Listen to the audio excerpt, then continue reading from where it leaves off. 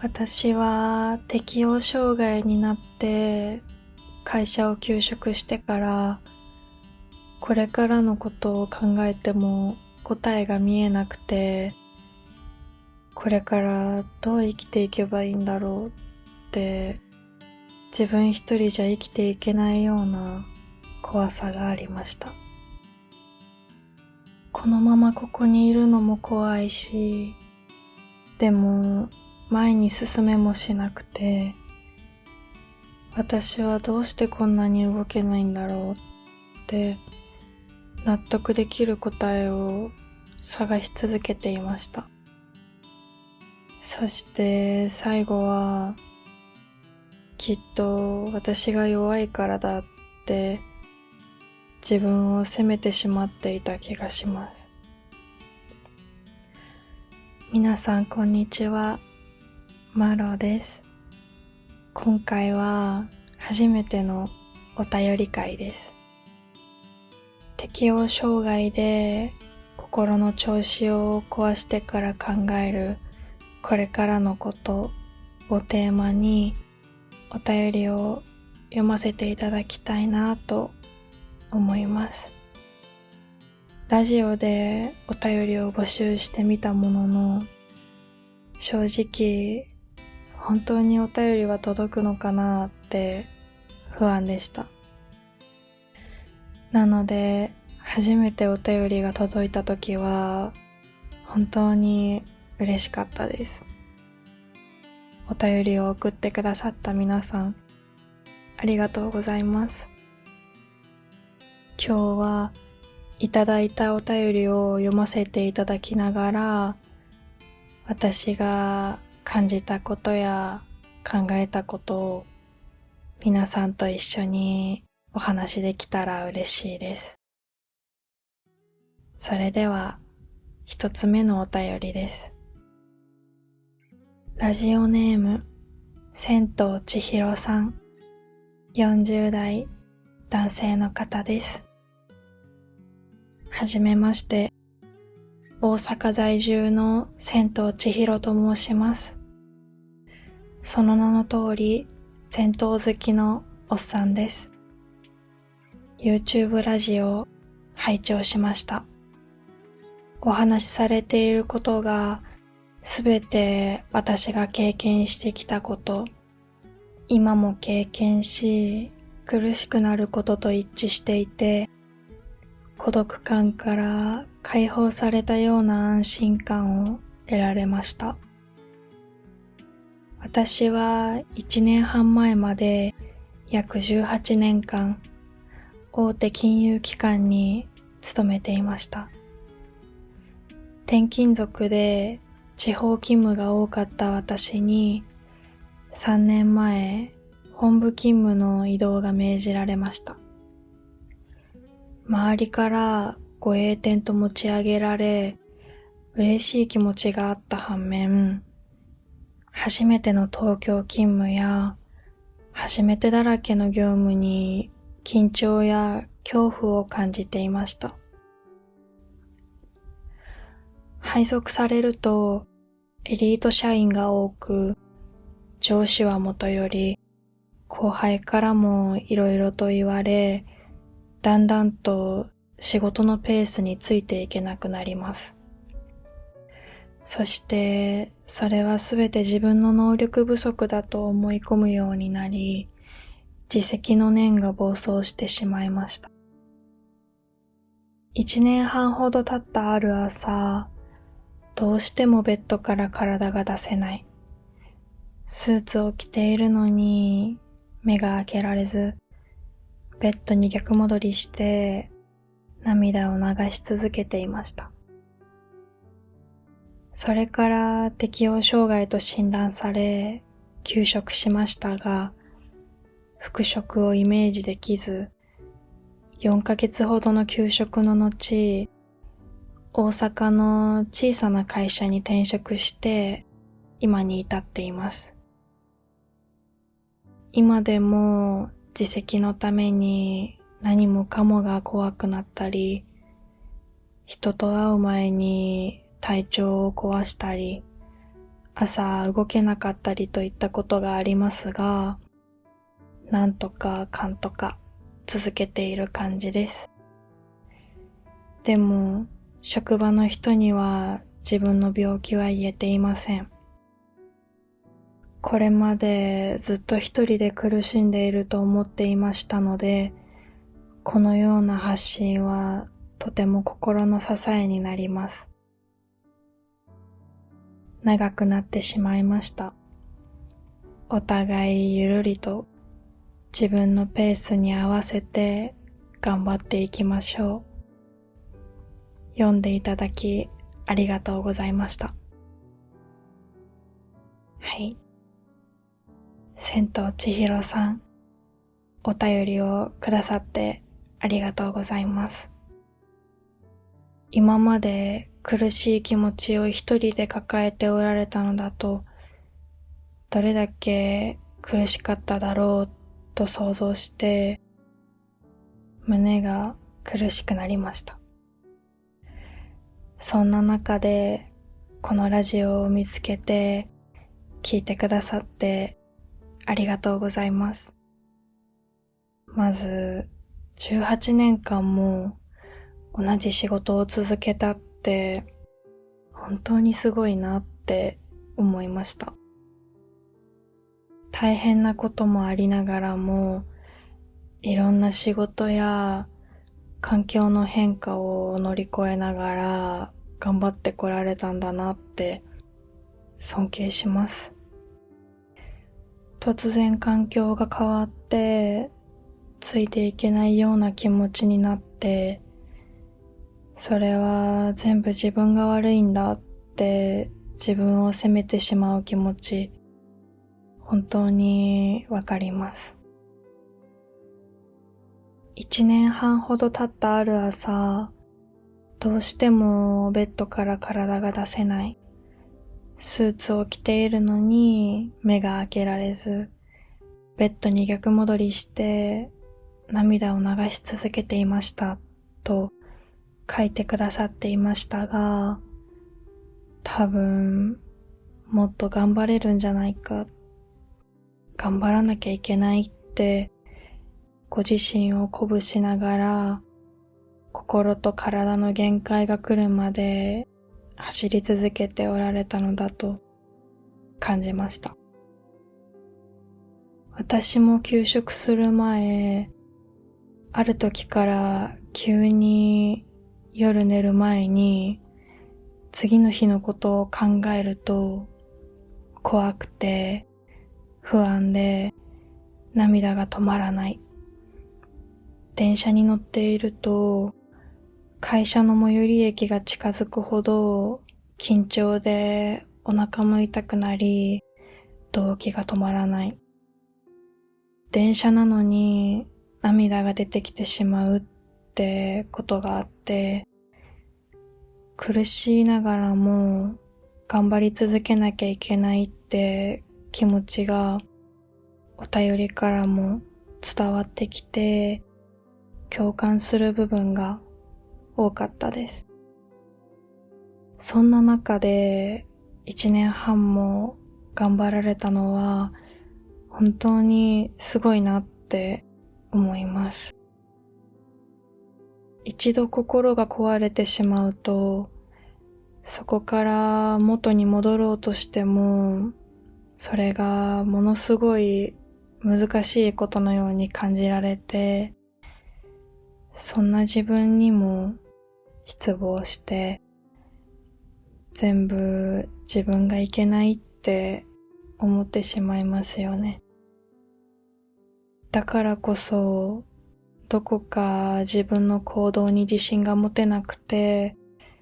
周りの人からどう思われてるか気にしてしまったり、職場の方にも伝えづらいですよね。私も仲のいい友人にすら言えなかったことがあって、一人の普通の人間として見てほしいし、頑張れば元気なように見せられるし、相手にどうしてほしいとかもない。でも、やっぱり自分の状態を伝えたら、変に気を使わせてしまったり、どう思われるかわからなくて、怖いって感じますよね。もし出社する日の朝、動けないってなった時に、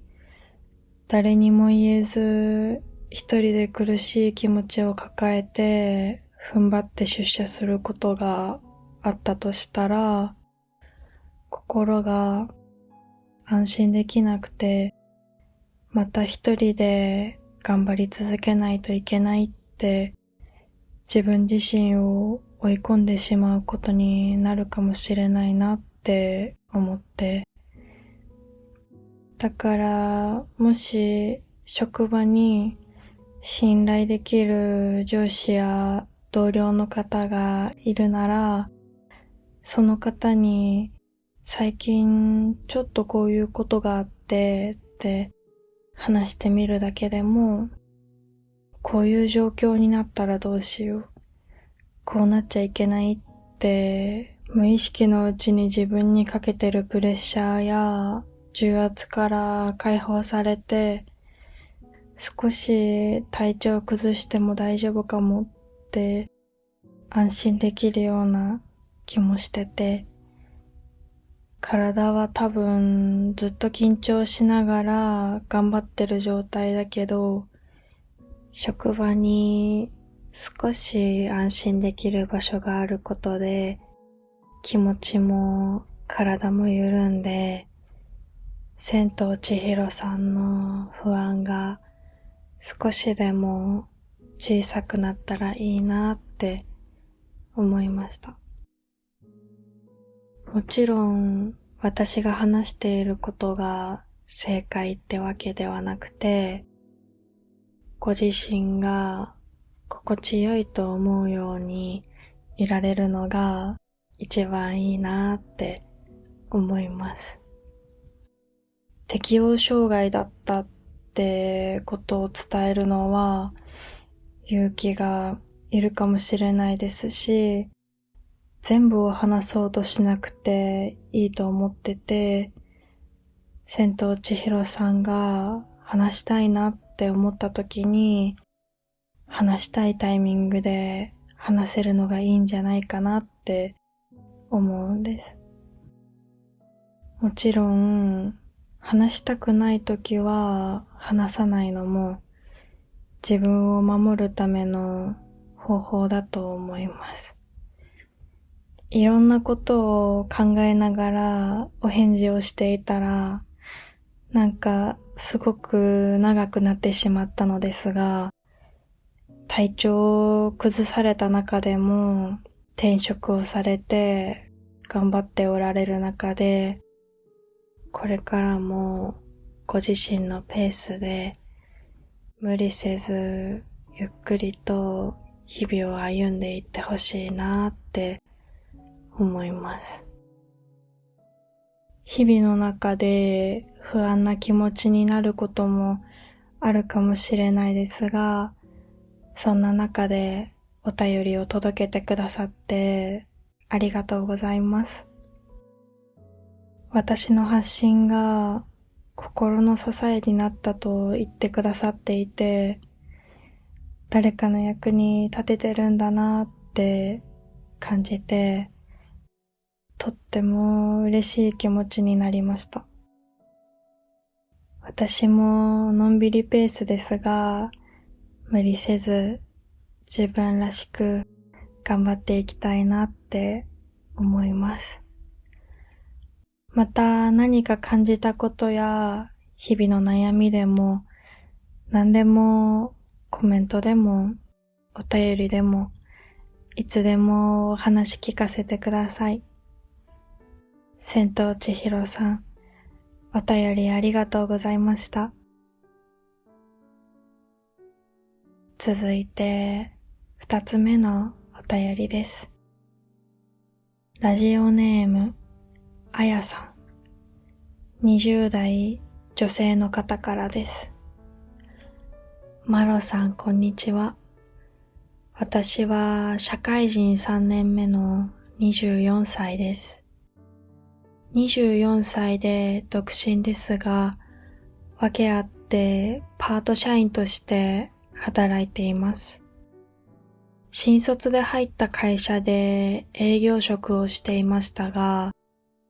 もともと HSP 気質の内向的な性格ということもあり、適応障害を発症してしまい、発症から1年経った今も治っていません。そんな中、マロさんの YouTube を見つけて、その内容に共感して心を勇気づけられました。そして新たな夢ができました。それはマロさんみたいに自分の気持ちを YouTube など SNS で発信すること。せっかくパートで副業ができる環境になったし、時間もできたので。自分のネガティブな境遇や気持ちも誰かの希望の一つになるのであれば、それは私の天職なんじゃないかと、マロさんを見て思いました。まだまだその夢を思い始めて間もないし、誰にもこの話をしていないですが、絶対に叶えたいなって思っています。マロさん、夢を見つけさせてくれてありがとうございます。長文失礼しました。はい。あやさん、お便りを送ってくださってありがとうございます。お便りからあやさんの柔らかく優しい人柄が伝わってきて、読みながら温かい気持ちになりました。そしてあやさんの夢を共有してくださってありがとうございます。まだ誰にも話していないことをお便りに書きたいなって思ってここに届けてくださったこと、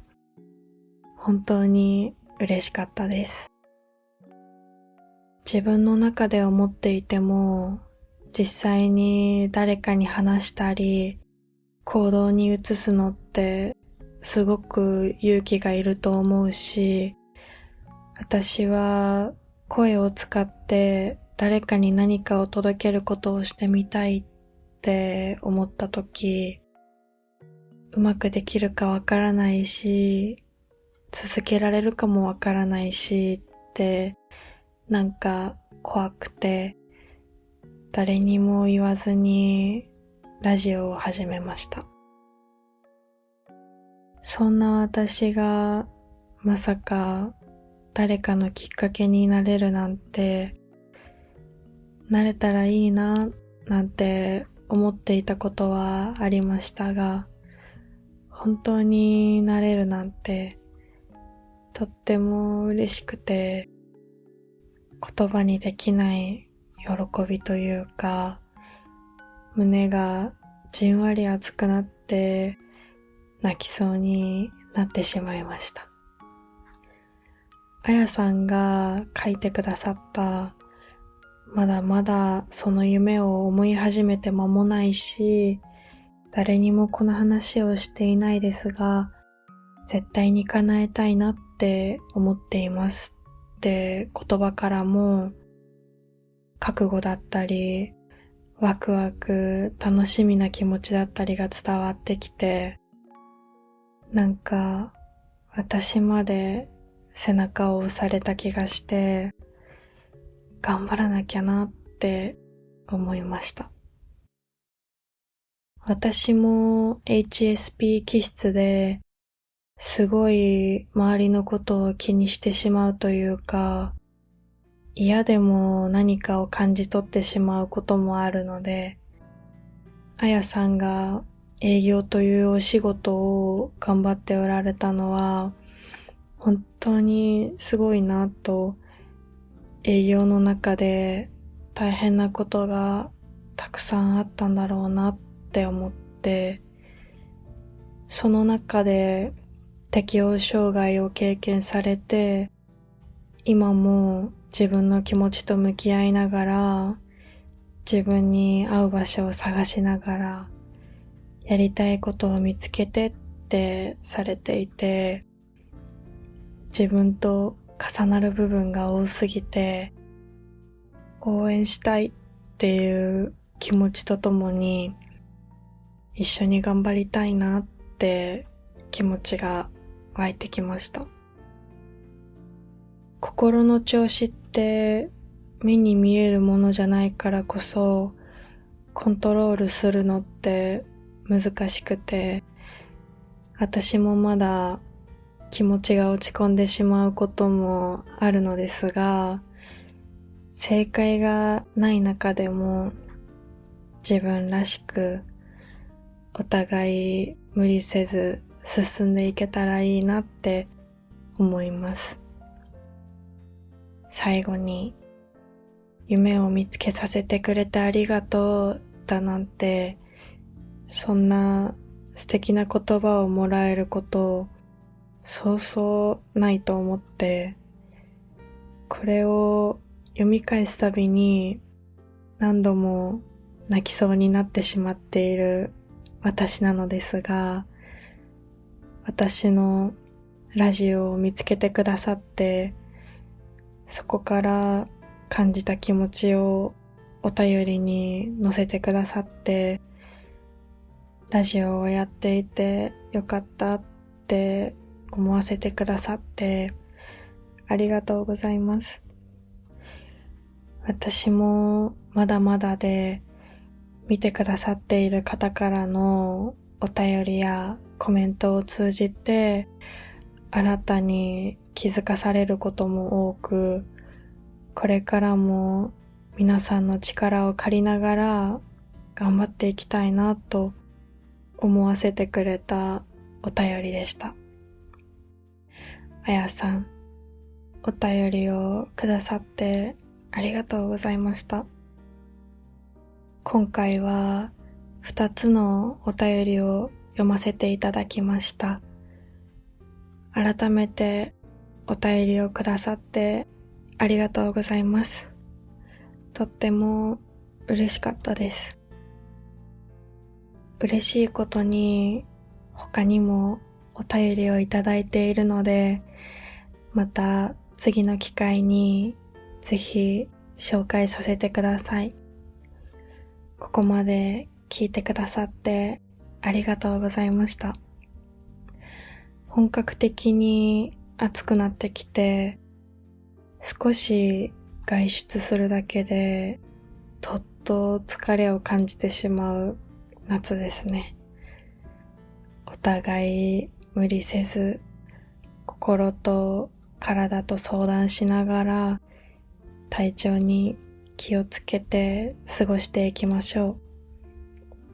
今が朝の人も夜の人も